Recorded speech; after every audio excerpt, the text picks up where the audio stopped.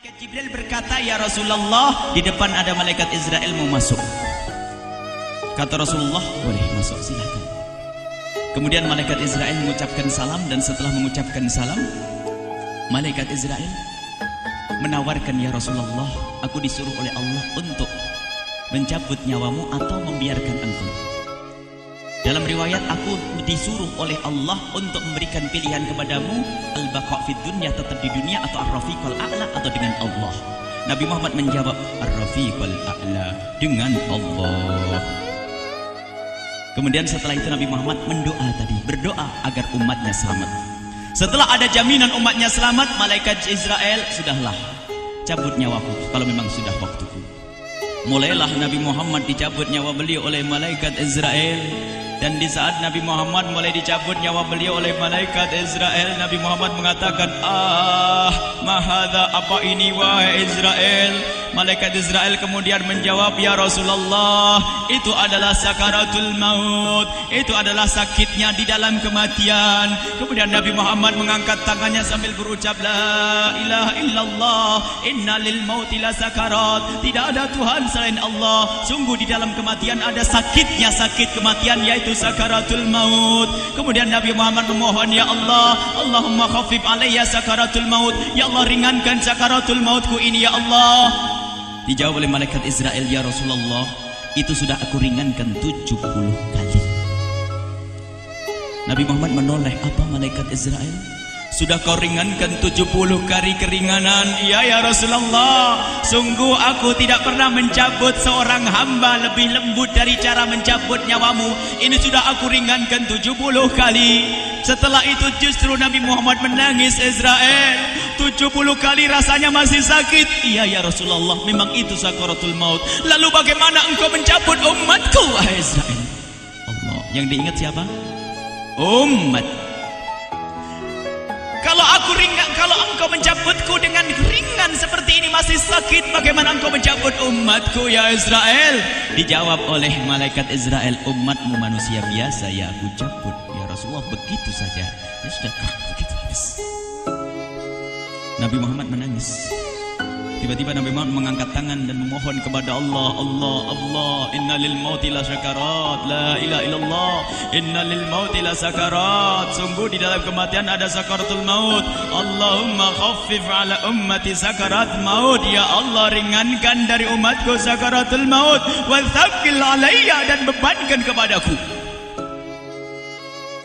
Sampai tidak sadar doanya Nabi Muhammad seperti itu. Thaqqil alayya itu doa cinta. Seorang ibu yang pernah punya anak itu, lihat kalau doa Rasulullah ini masih diragukan. Bagaimana Rasulullah bisa doa begitu? Itu bahasa cinta yang tidak bisa diterjemahkan dengan oleh akal. Seorang ibu kadang-kadang, ibu yang di belakang, ibu mau dikasih sakit oleh Allah? Mau, Bu?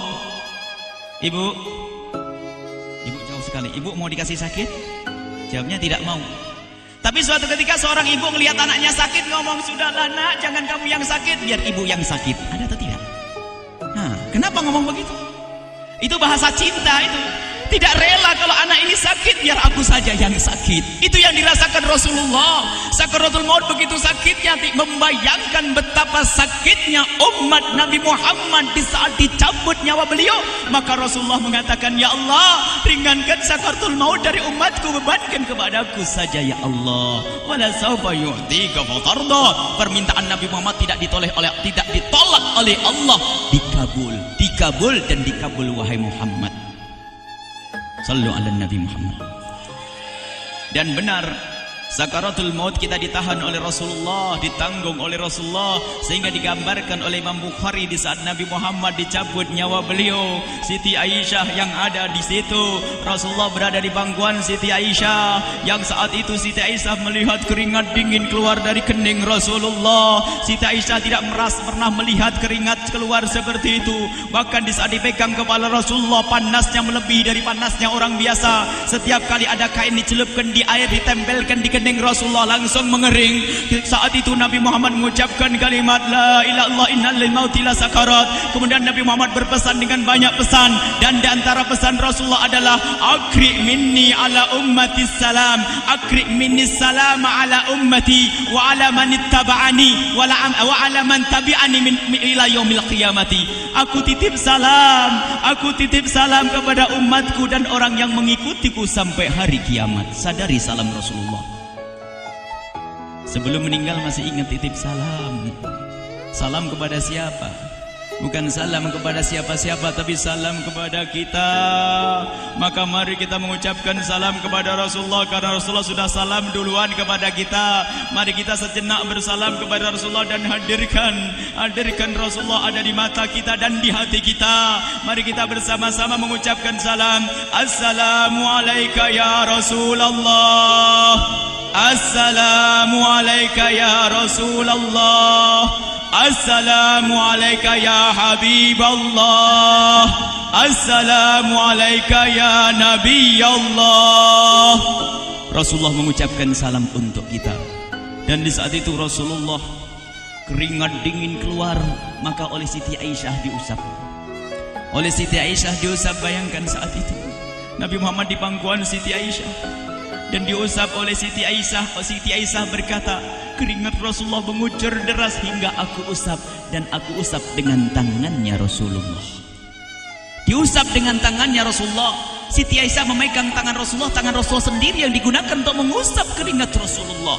Sahabat bertanya, Aisyah, kenapa harus dengan tangan Rasulullah tidak dengan tanganmu? Lihat jawab Siti Aisyah, karena tangan Rasulullah lebih lembut dari tanganku. Sallu ala Nabi Muhammad.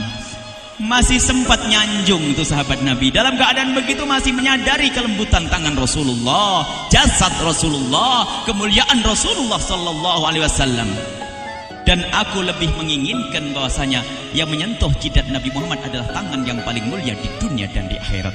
Siti Aisyah enggak berani menyentuhkan. Pengennya yang disentuhkan di kening Rasulullah adalah tangannya Rasulullah sallallahu alaihi wasallam.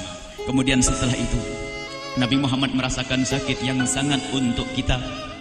Kemudian Nabi Muhammad mengangkat tangan tinggi-tinggi mengucapkan la ilaha illallah inna lil mauti lasakarat. Tiba-tiba tangan itu semakin turun dan ditangkap oleh Siti Aisyah. Dan di saat tangan itu jatuh di tangan Siti Aisyah, kemudian tiba-tiba paha Siti Aisyah merasakan berat kepala suci Rasulullah. Dan saat itu Siti Aisyah sadar bahwasanya Rasulullah sudah kembali kepada Allah Subhanahu wa taala. Sallu ala Nabi Muhammad. Siti Aisyah bingung di saat melihat seperti itu. Ditaruh pelan-pelan wajah Rasulullah. Sambil menangis lalu berkata, Rasulullah sudah meninggal. Para sahabat Nabi pada bingung. Sayyidina Ali tiba-tiba terduduk, nggak bisa berdiri. Sayyidina Uthman nggak bisa ngomong. Ada orang Sayyidina Zaid berkata, aku baru melihat Rasulullah. Setelah ini aku tidak mau melihat lagi selain Rasulullah. Ya Allah, butakan mataku. Aku tidak ingin aku kotori mataku dengan selain Rasulullah. Dan dibutakan oleh Allah. Bermacam-macam kejadian saat itu. Madinah heboh, luar biasa dengan meninggalnya Rasulullah sallallahu alaihi wasallam. Dan sungguh meninggalnya Nabi Muhammad adalah menghidupkan hati yang mati kalau orang faham. Tiba-tiba Sayyidina Abu Bakar datang. Setelah Sayyidina Umar mengatakan, siapa yang mengatakan Muhammad meninggal akan aku penggal lehernya. Jangan seperti orang-orang Nabi Muhammad sekarang lagi pergi seperti waktu Musa pergi kepada Tuhannya, kepada Allah, nanti akan kembali kepada kita. Muhammad belum meninggal. Ini adalah karena kecintaan Sayyidina Umar bin Khattab, tidak ingin Nabi Muhammad pergi. Tiba-tiba datang Sayyidina Abu Bakar As-Siddiq lalu masuk ke kamarnya Rasulullah, lalu masuk kepada Rasulullah, kemudian mengecup kening Rasulullah. Dan Sayyidina Abu Bakar berkata, ya Rasulullah, tibta hayyan wa mayyita. Ya Rasulullah, engkau tetap harum dalam keadaan hidup dan harum setelah meninggal dunia. Sallu ala Nabi Muhammad. Hingga sampai setelah hari besoknya meninggal Rasulullah, Senin sore, Selasa malam, Rabu dikubur Rasulullah sallallahu alaihi wasallam. Setelah dikubur, Sayyidat Fatimah bertanya kepada Sayyidina Abdullah ibn Abbas, Sayyidina Anas, wahai Anas, hai Anas, sambil menangis Sayyidat Fatimah Zahra, hai Anas, bagaimana engkau tega? Atabat anfusukum an tahtu ra'sa Rasulillah. Apakah engkau rela menaburkan debu di atas kepala Rasulullah? Sayyidina Anas menangis kaget, ya wahai binta Rasulullah, kalau kami tidak dilupakan oleh Allah, niscaya tidak ada yang bisa mengubur Rasulullah. Jadi saat itu dilupakan oleh Allah, sehingga mereka tidak menyadari melakukan itu semua. Kalau mereka sadar, tidak akan bisa mengubur Rasulullah sallallahu alaihi wasallam. Ini yang diungkapkan oleh Sayyidina Anas, kalau seandainya kami tidak dilupakan oleh Allah, niscaya kami tidak akan mampu mengubur Rasulullah sallallahu alaihi wasallam. Kami yang hadir di sini, ya Allah, ingin senantiasa hadir di hati kami kekasih-Mu Nabi Muhammad. Maka kami mohon, ya Allah, jadikan kekasih-Mu Nabi Muhammad yang akan, ya Allah, yang akan mendampingi kami kelak saat Kau cabut nyawa kami, seperti yang Kau wahyukan kepada kekasih-Mu Nabi Muhammad. Wa absyiru bil jannati, semua hamba yang beriman akan menyaksikan surga, ya di saat dicabut nyawa mereka. Dan surga, di tempat surga itu yang paling mulia adalah Nabi Muhammad. Maka kami mohon, ya Allah, saat Kau cabut nyawa kami, ya Allah, hadirkan Nabi Muhammad di hati kami, ya Allah. Dan kami mohon, ya Allah, saat di alam barzah nanti, ya Allah, saat yang sangat mengerikan itu, ya Allah, kami mohon hadirkan kekasih-Mu Nabi Muhammad, sehingga kami tidak takut dan gentar lagi dengan malaikat mungkar nakir. Dan ya Allah, kami mohon di saat di padang mahsyar nanti, ya Allah, hadirkan kekasih-Mu Nabi Muhammad. Jadikanlah kekasih-Mu Nabi Muhammad yang akan menemani kami dan akan membonceng kami, membawa kami ke telaga Kausar. Lalu kami diberi air minum dari air telaga Kausar hingga kami tidak akan haus selama-lamanya. Ya Allah, jadikan kekasih-Mu Nabi Muhammad yang akan menemani kami di saat kami menyeberang Siratal Mustaqim hingga kami tidak akan terjerumus ke neraka Jahanam. Dan jadikan kekasih-Mu Nabi Muhammad yang akan kami saksikan setiap saat di surga-Mu, ya Allah. Ya Allah, jadikan kekasih-Mu Nabi Muhammad yang senantiasa, ya Allah, kami lihat kelak di surga. Dan jadikan ucapan kami di akhir hayat kami kelak adalah, ya Allah, adalah kalimat agung dan mulia, La ilaha illallah Muhammadur Rasulullah. La ilaha illallah Muhammadur Rasulullah. La ilaha illallah.